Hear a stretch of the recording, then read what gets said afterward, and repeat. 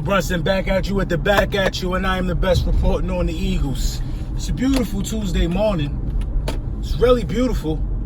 Listen, who should we fear? What should be the mindset right now? What moves have we made?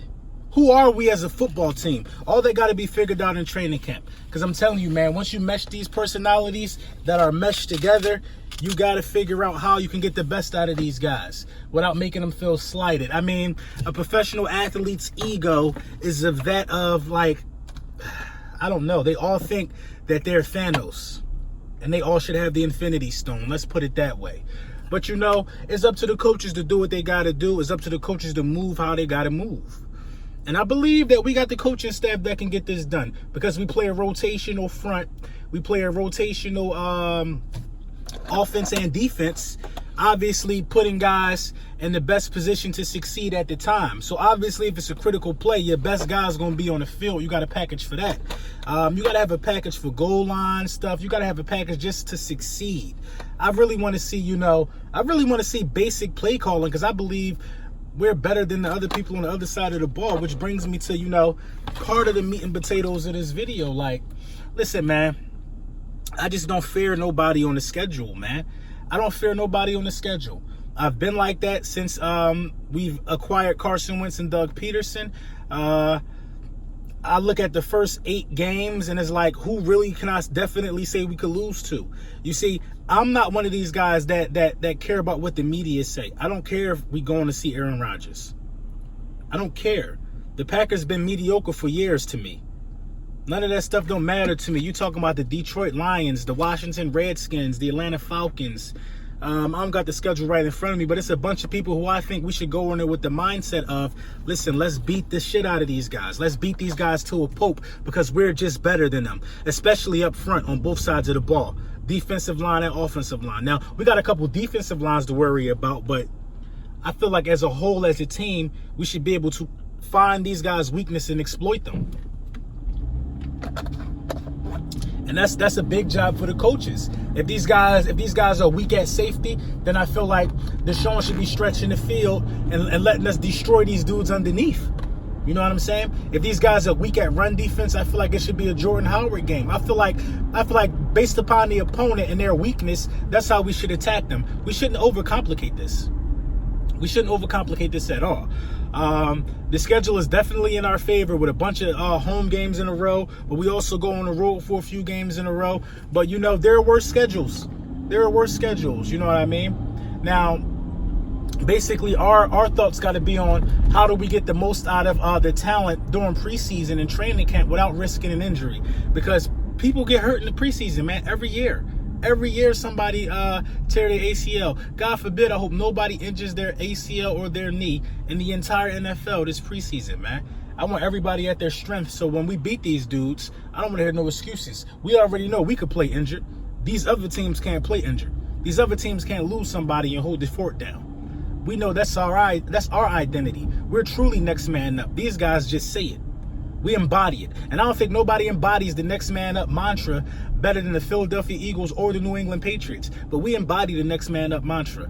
And I'm, like I said, when stuff like that happens, when you got a team, you know, I heard Brandon Brooks did some sprints at a 14-mile-an-hour pace on a treadmill the other day, and the team went nuts. The team went absolutely nuts, cheered them on. When you got a team like that who want to see you get back and who want to see you do good things, then you already know what's going to happen. You know what's going to happen, man. Everybody playing for themselves, man.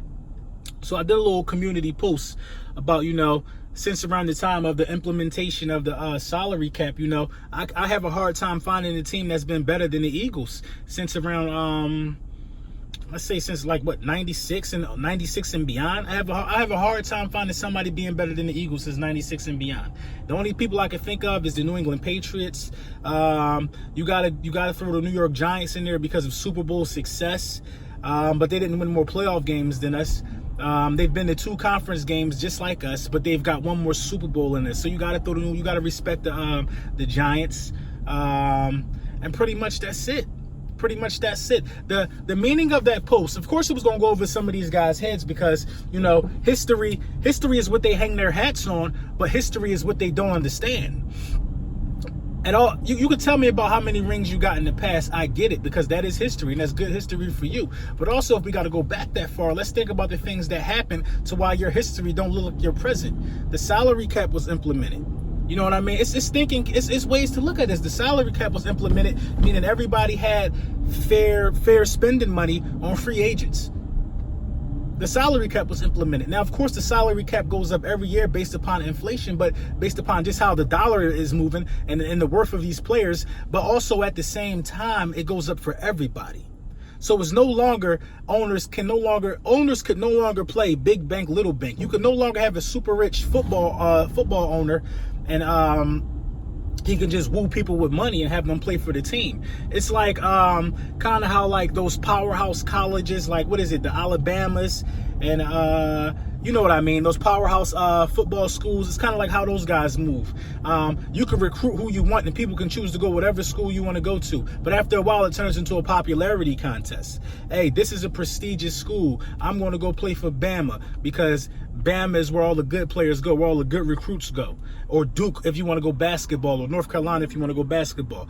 And that's just, I mean, that's just how it goes. But it has to be rules in place when you're dealing with money and when you're dealing with fairness. So that's why, you know, the salary cap was implemented. And it hurt a couple franchises. It hurt the 49ers and it hurt the Dallas Cowboys, man. And that's just the facts of the matter.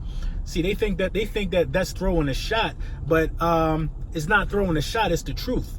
Do you not want your young fan base to know about the Herschel Walker trade and how you guys got all those pieces? And that was during the salary cap era. That was before the salary cap was implemented. Do you not want people to know how you guys did things that pretty much you won't be able to do now?